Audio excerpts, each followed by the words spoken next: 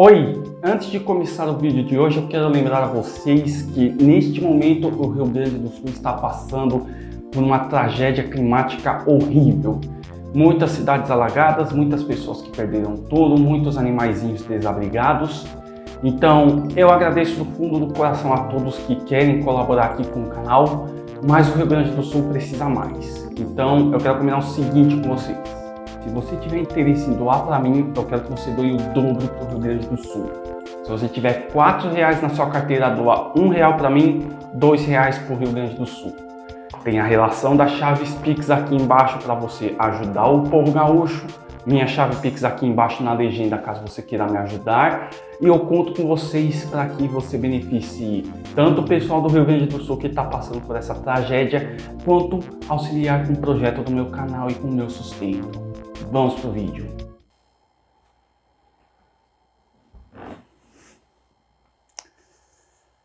Eu quero iniciar o vídeo de hoje com a seguinte pergunta. Você já apanhou dos seus pais? Se a resposta for sim, me diz aqui embaixo nos comentários, pode pausar o vídeo, responde aqui embaixo nos comentários o que você aprendeu com todas essas surras que você levava dos seus pais. Se você nunca apanhou dos seus pais, se a resposta for não, comenta aqui embaixo se você cresceu uma pessoa mimada, uma pessoa que não respeitava ninguém, uma pessoa autoritária. Deixa aqui embaixo nos comentários, porque esse vai ser o assunto do vídeo de hoje e eu vou interagir com todos vocês.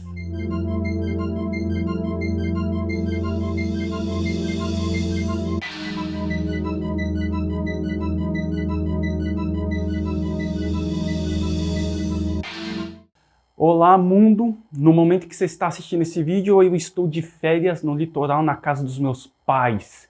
Então esse vídeo, apesar de estar sendo gravado na penúltima semana de maio, ele está indo ao ar só em algum momento de junho. Eu não sei se serão 2 vídeos ou 4 vídeos, que serão vídeos especiais nesse mês de junho, nesse mês que eu estarei longe de vocês, para não deixar o canal parado. E um assunto que eu escolhi abordar aqui para o vídeo de hoje é o assunto da toxicidade parental e a relação disso com o meu autismo. Como alguns devem se lembrar, vários anos atrás, nos primórdios desse canal, eu fiz esse vídeo aqui. Esse vídeo tem o mesmo título que esse, Toxicidade Parental. E o que acontece? Nesse vídeo aqui eu acabei defenestrando o meu pai. Eu acabei botando para fora, sem perceber, todas as mágoas que eu tinha do meu pai e mais um pouco. E por consequência disso eu acabei criando o vídeo mais pesado que eu já fiz nesse canal. E a mensagem que eu queria passar originalmente, que era sobre como o tratamento que os meus pais me deram foi muito prejudicial a mim, quando eles ainda não sabiam o meu diagnóstico de autismo, foi prejudicial. E essa mensagem acabou se perdendo, e por conta disso teve muitos tios que me criticaram, meus irmãos e minha irmã me criticaram, sim. Foi uma coisa bem tensa, e para evitar isso, quer dizer, para evitar isso não, pode ser que aconteça nesse vídeo também, eu tenho que ser honesto com vocês. Porque eu não posso negar, por mais que hoje eu tenha um certo nível de arrependimento quanto à mensagem errônea que eu passei naquele vídeo, eu me senti tão leve, eu me senti tão aliviado fazendo aquele vídeo. Eu tirei, para mim, foi um peso que eu tirei nas minhas costas que estava a mim há décadas. De muita coisa que eu tinha reprimida e eu não conseguia pôr para fora porque eu tinha medo do meu pai. Aqui eu quero tentar dar o meu melhor para fazer as coisas diferentes. Então, mãe, pai, se você estiver assistindo esse vídeo, fica tranquilo que eu não vou falar mal de vocês, tá? Não vou falar mal nem dos meus irmãos, tá bom? Fiquem em paz aí, beleza? Qualquer coisa a gente conversa quando a gente estiver embaixo. Vocês vão estar do meu lado assistindo esse vídeo junto comigo no sofá.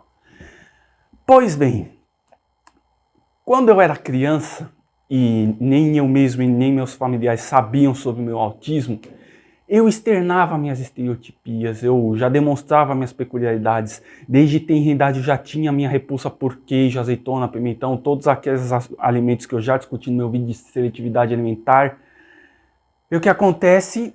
Meus pais olhavam aquilo, especialmente meu pai, e por algum motivo aquele meu comportamento errático, aquele comportamento que parecia de criança bagunceira, criança mal educada, meu pai via aquilo e sentia raiva. Sentia repulsa ou nos termos que os jovens hoje em dia, meu pai ficava cringe quando ele me via agir daquela forma. E para ele isso não era bom, para mim isso era terrível. Quer dizer, para ele isso era terrível, porque o meu pai se irritava, ele sentia vergonha de mim, essa vergonha ele tentava esconder dos outros, e quando ele não tentava esconder, qual era o sentimento que prevalecia? A fúria. E quando a fúria do meu pai atingia um certo nível, que por sinal é baixíssimo até os dias de hoje, e eu falo isso porque eu sei que é verdade, ele descarregava isso em atos que não é bom eu descrever em minúcias aqui, mas sim, ele me batia muito, e pelo amor de Deus, ele me batia muito. Até hoje eu acho que meu pai é um valentão. Até hoje eu tenho medo de deixar meu pai irritado a ponto dele sacar o chinelo e vir atrás de mim. A ponto dele desafivelar a cinta e vir atrás de mim. Eu tenho esse medo até hoje, desde criancinha. Apesar de hoje eu e o meu pai nos darmos super bem. Claro, né? Infelizmente moramos longe um do outro, mas eu acho que assim é a melhor forma da gente conviver em paz e harmonia. Porque eu não sei se eu conseguiria conviver junto com meu pai hoje na idade adulta, com o jeitão dele que ele tem hoje em dia. Enfim, ele me batia, e quando você vê pela internet aí, você sempre vai ver alguma página de meme, alguma página se passando por página educativa, falando que quando você vê certos objetos, que objetos eram esses? Era um chinelo, uma cinta, às vezes tinha uma vara de marmelo também. Quem lembra da vara de marmelo? Vara de marmelo é muito anos 30, Jesus. E aí tinha várias mensagens lá. Quem já sofreu com isso aqui aprendeu a ter bons modos, aprendeu a respeitar os pais, aprendeu a não fazer nada de errado. A verdade não é assim. E não é uma exclusividade de nós autistas, é uma exclusividade de qualquer criança. O pai bate no filho porque ele está com raiva, porque ele está envergonhado, porque ele está frustrado, porque ele está com algum sentimento de ódio lá dentro, e ele quer canalizar esse ódio na pessoa que causou essa vergonha para ele, que é o filho ou filha. É por isso que ele vai bater. Não existe outra explicação para um pai bater no filho, para um pai querer dar um corretivo no filho. Isso não existe. E isso era mais grave em mim porque eu sou autista. Autista nível 1 de suporte. Por sinal, estou gravando sem meu cordão. Eu percebi só agora, eu não vou parar o vídeo para pegar o meu cordão. E como o meu cérebro processa a informação, vivencia um mundo de uma forma diferente do que uma criança dita normal, a única coisa que eu aprendi em todas as surras que meu pai me deu foi sentir dor e ódio pelo meu pai. Já houve um momento que eu odiei muito meu pai e eu externava isso sem nenhum pudor. Eu odiava muito meu pai. Se o meu pai que está assistindo esse vídeo agora acha que eu não gosto dele, que eu tenho certas raivinhas dele hoje, ou então é uma fala capacitista aí que não convém eu repetir, que ele me disse umas semanas atrás, se ele acha que hoje eu tenho coisa dele, eu falo mal dele na internet para deixar ele magoado, ele não faz a menor ideia do que eu pensava dele anos atrás. E isso me fez mal. Óbvio que me fez mal. Eu estava pensando coisas erradas do meu próprio pai. Não era correto, não era legal. Porque mesmo naquele vídeo onde eu meti o pau no meu pai, eu falava várias vezes e enfatizava: meu pai não é uma pessoa ruim, muito pelo contrário, ele é uma pessoa muito boa. Ele foi muito esforçado, trabalhava pra caramba, fez o melhor dele para dar para mim e para os meus irmãos o que ele podia de melhor.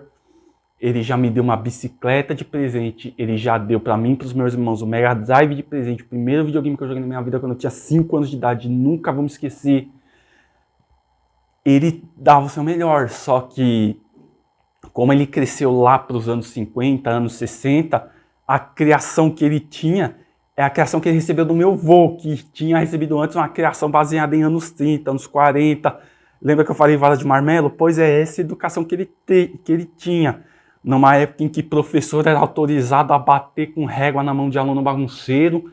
Era essa época que meu pai cresceu e ele não se modernizou, ele não aprendeu, ele foi ignorante na hora de criar os filhos dele. Eu falo isso no plural porque minha irmã e meu irmão também eram afetados por essa criação truculenta que meu pai deu pra gente. Meu irmão, inclusive, devo dizer que acho que antes de eu nascer ele deve ter sofrido um teco mais do que eu.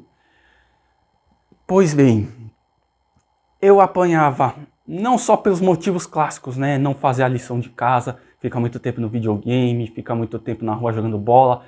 É bem mais do que isso. Como eu tinha minhas estereotipias, como a de correr de um lado para o outro para eu poder regular os meus sentidos, ele olhava para aquilo e sentia raiva. Ele não gostava, ele queria que eu tivesse sentado do lado dele, quieto, comportado.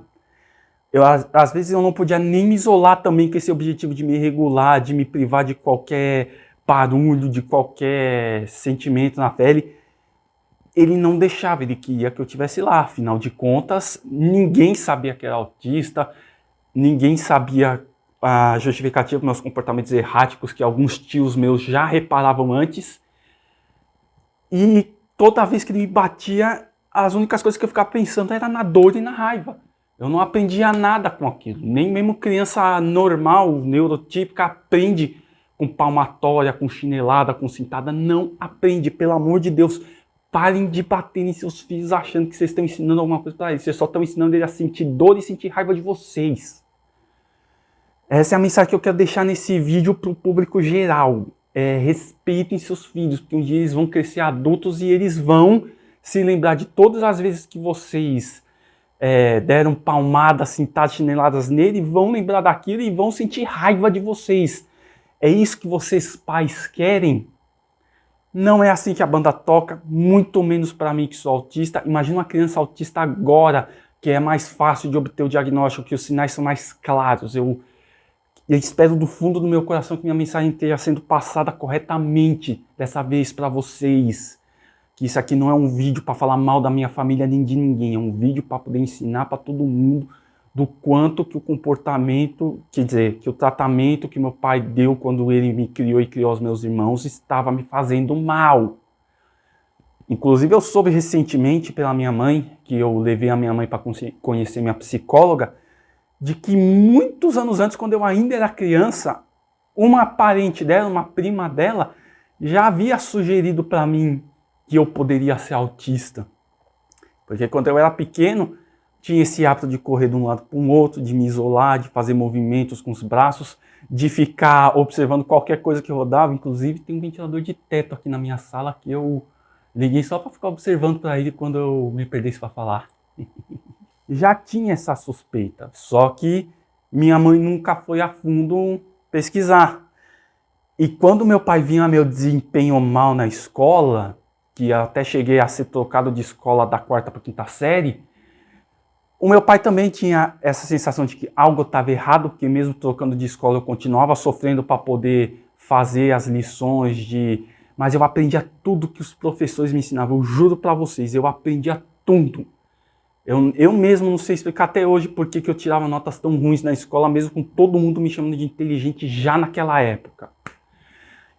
E por conta disso, o meu pai decidiu que deveria me levar no psiquiatra. Só que o psiquiatra que ele escolheu é o mesmo psiquiatra com que ele passava. E a especialização desse psiquiatra não era autismo, não era neuropediatria, era crises convulsivas. O meu pai, ele se recuperava de um acidente de trabalho que ele sofreu, que ele demorou muito tempo para se recuperar, que até incluiu ele parar de fumar e beber.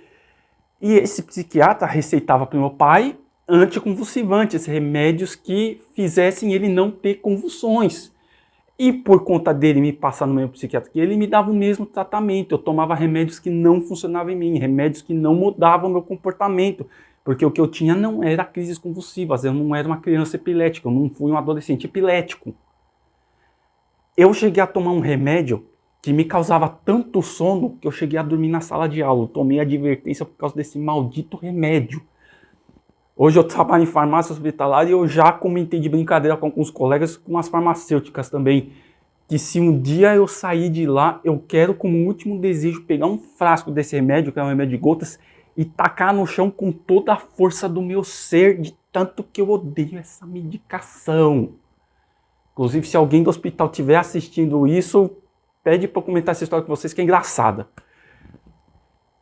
E aí eu cresci, cheguei aos 18 anos, terminei os estudos sem repetir nenhuma matéria, graças a Deus. Até que uma tia minha, irmã do meu pai, chegou novamente sugerindo para minha mãe que olha, dona Nádia, o Fabrício é autista, ele tem todos os sinais. Leva nessa psicopedagoga aqui, quer dizer, nessa neuropsicóloga aqui, porque se ele tiver autismo mesmo, ela vai cravar o diagnóstico dele. Então a gente foi numa clínica que não existe mais aqui em São Bernardo do Campo, ficava lá na Vila São José, chamava AVAP.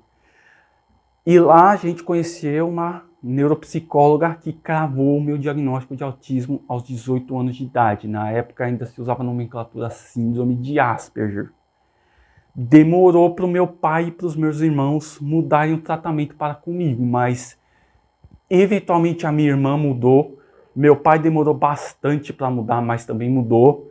E meu irmão, acho que deve ser o único caso que ainda não mudou.